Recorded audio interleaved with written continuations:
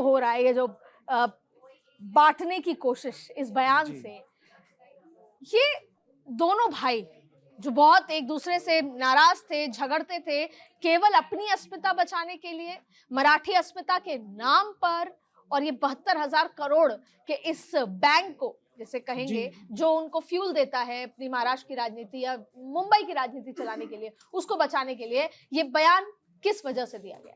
बिल्कुल, ये 72,000 करोड़ के लिए ही बयान है। आप देखेंगे दोनों भाइयों के बीच में काफी अदावत रही, संघर्ष रहा, अलग अलग विचारधारा ग्रुप्स के साथ रहे। दोनों ने खूब संघर्ष किया सत्ता प्राप्त करने के लिए। उद्धव जी को अलायंस के माध्यम से सत्ता मिली भी, लेकिन उनके सहयोगियों की वजह से वो जाती रही। तो वो पुणे, जहां से शिवसेना का जन्म हुआ है, मुंबई म्युनिसिपल कॉरपोरेशन से शिवसेना निकली हुई पार्टी है, वहां पे दोबारा से अपने आप को रीग्रोथ करना चाहते हैं और एक उसको उत्पन्न करने के लिए स्वयं को वो एक जहरीला आहार दे रहे हैं। नहीं, आप भी कह रहे हैं कि उनका जन्म हुआ है। मैं बहुत क्लियरली, जैसे मेरे दर्शकों को भी, पहली बात तो वो शिवसेना जो ठाकरे साहब की थी, जो ठाकरे लेगेसी थी, वो खत्म हो चुकी है। दूसरी बात है कि अब ये बयान दे देना कि 20 मिनट में हम पूरा मुंबई बंद करा सकते हैं। अभी संजय राउत का ये बयान आया कि 20 मिनट लगेंगे। दूसरा, आप ये कहो कि वो जो तमिलनाडु से आया है अन्नामलाई, उसको हम बाहर निकाल देंगे। इस पर हम विस्तार से चर्चा करेंगे। तो ये लेगेसी तो खत्म हो चुकी है। अब आप ये कहो कि हिंदुत्व और मराठी अस्मिता के नाम पर हम लात मार के यूपी बिहार को निकाल देंगे, कितना लॉजिकल आपको लगता है? और इससे कितनी राजनीति चल जाएगी? नहीं, हम लोग मान रहे हैं कि वो शिवसेना नहीं रही, लेकिन वो दोनों भाई तो अभी भी मानते हैं ना कि हम तो बाला साहेब ठाकरे के पुत्र हैं, भतीजे हैं। हम वही शिवसेना को आगे, उसी विचार को आगे लाके हम सत्ता पे बैठ सकते हैं, जिससे पूर्व में उनको थोड़ा फायदा भी हुआ है ऐसे जहरीले बयानों की वजह से, बांटने वाले बयानों की वजह से। प्रादेशिक एक राष्ट्रवाद जो वो लोग खड़ा करके राजनीति करते हैं, जिसे तो उसमें उनको कोई गुंजाइश दिख रहा है कि अभी ताजी जो पीछे चुनाव हुआ लोकसभा का, उसमें उद्धव जी को स्ट्राइक रेट आप देखेंगे तो बहुत कम सीटें मिली, नॉट एट ऑल, जीरो। और वही so is with Raj Thackeray, दोनों का वही स्थिति है। तो उसमें संभावनाएं तलाश रहे हैं, जबकि ऐसा नहीं होना चाहिए। आप हमारे आसपास में देखिए, चाइना कहाँ पहुंच गया है। टेक्नोलॉजी की बात हो रही है, एआई की बात हो रही है, साइंस की बात हो रही है। 15,000 से ज़्यादा पेटेंट पिछले साल चाइना के स्टूडेंट ने किए हैं। हमारे यहाँ शायद बहुत कम है, तो 1,000 के आसपास होंगे। तो नेता ही तो समाज का एक प्रेरणा स्रोत बनने का चेहरा होता है। नेता ही तो अपने युवाओं को प्रेरणा देते हैं। ये क्या प्रेरणा दे रहे हैं देश को? नागर साहब, आप तो बहुत अच्छा सोच पा रहे हैं। स्वर्णकार साहब, नागर साहब के तो चाइना पे, पेटेंट पे, भविष्य की बात कर रहे हैं। ठाकरे साहब, ये राज ठाकरे ने मंच से अन्नामलाई को जो गाली दी, हम तो शायद अपने शो में उसको बोल भी नहीं सकते, जो गाली दी और ये याद दिलाया कि ठाकरे साहब ने कहा था पुंगी बजाओ लुंगी हटाओ, तमाम बातें, तो ये तो उस डेवलपमेंट के सोच के आसपास है ही नहीं। उनको तो शायद इस बात का डर है कि ये जो गुजराती सेटअप है ये हमारे बीएमसी में भी आ जाएगा। क्या लगता है आपको? हम तो जहां तक समझते हैं कि बाल ठाकरे की ही राजनीति को इन लोगों ने आगे बढ़ा रहे हैं, क्योंकि उन मराठी मानुस की राजनीति लेके उन्होंने चला था। भले राज ठाकरे और ये लोग भाई भाई अलग हो गए, फिर साथ हुए।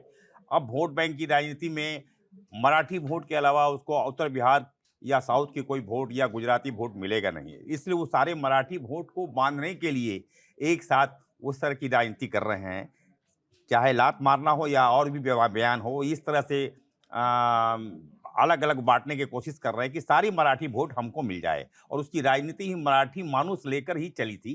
वो मराठी मानुस लेकर वो चल रहे हैं, उसके अलावा उसे वोट बैंक है नहीं।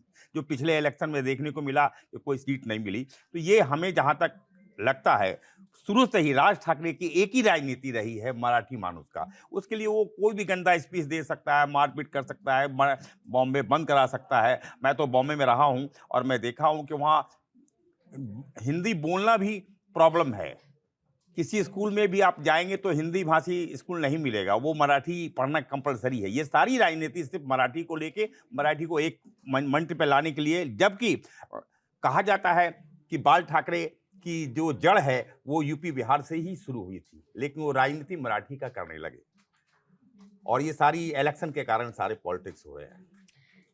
अभी दो बातें निकल कर आई इस चर्चा से। उन्होंने ये बात कही कि मराठी मानुष की राजनीति है। दूसरा ये भी निकल कर आया कि स्ट्राइक रेट राज ठाकरे की 0 थी। 3 बातें। पहला ये, वो कहते हैं कि 20 मिनट में मुंबई बंद कर देंगे। क्या ये संभव है?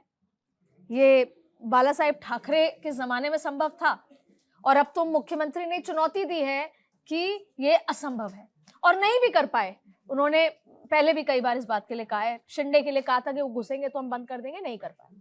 दूसरा ये कि जब ये बात होती है कि मराठी मानुष वाली राजनीति, तो वो तो मुझे नहीं लग रहा सक्सेसफुल है। अगर सक्सेसफुल होते तो विधानसभा चुनाव में जीत ले जाते। क्या लगता है आपको? देखिए, अगर इसको ब्रॉडली देखा जाए तो सबसे पहले हमें समझना पड़ेगा कि भाषाएं जो हैं या जो भाषा के नाम पे जिस तरह की राजनीति की जाती है, उसको देखने के 2 पहलू हो सकते हैं। अगर आप उसको सकारात्मक पहलू की तरह के में देखना चाहेंगे तो भाषाओं का विकास, भारतीय भाषाओं का विकास एक अच्छी बात है। और देखिए, भारत सरकार ने भी मराठी को अभी इसी 2024 में क्लासिकल लैंग्वेज का दर्जा दिया, जो कि अपने आप में बहुत प्रेस्टिजियस होता है, जिससे बहुत सारी वहाँ पर साहित्य का विकास हो सकता है।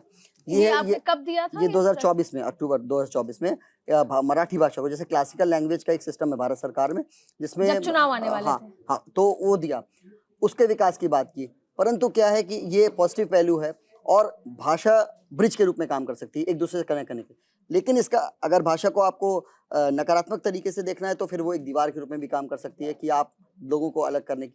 आज वो जिस तरीके की सियासत कर रहे हैं राज ठाकरे साहब, और ये कह रहे हैं कि मैं घुसने नहीं दूंगा या 20 मिनट में बंद कर दूंगा, तो ये कुछ नहीं, ये बेसिकली उनकी झंझलाहट है, उनकी फ्रस्ट्रेशन है। क्योंकि लगभग 2007 से आज 15-20 साल का समय हो गया।